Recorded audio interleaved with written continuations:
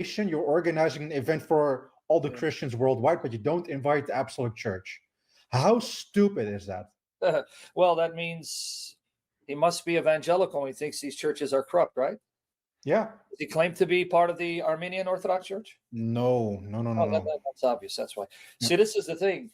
When you see why sometimes I'm harsh with Protestants, let me explain. We're not going to belabor the point, obviously.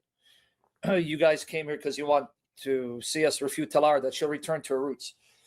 When I was a Protestant, I was taught to hate Catholics and Orthodox. Look, I was one of them. Okay, you guys can't deceive me and fool me. You can't deceive me. You can't fool me. When I was a Protestant, I was taught, I'm not saying directly, sometimes it was direct, when you come out and say that the Pope is the Antichrist and the Catholic Church is the whore of Babylon, and pretty much condemn any other church that has a sacramental system. I hated these churches and I thought they were of the devil. So I would viciously attack them in the beginning. Now, who did God use again to soften me?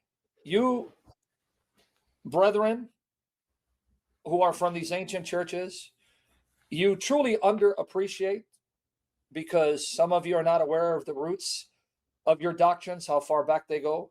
You underappreciate the early Christian martyrs and theologians of the first 300 years, whose writings have been preserved, who are saints accepted by all the churches, who are glorified with Christ.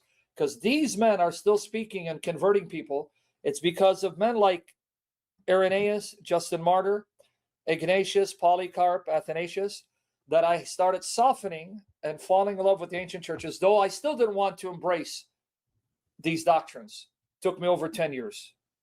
But my point is, had it not been for these bishops and martyrs and theologians who were the true Christians, preserving the true church and the scriptures, and God honoring them and magnifying them by having their writings preserved, I still would have been a rabid anti-Catholic, anti-Orthodox.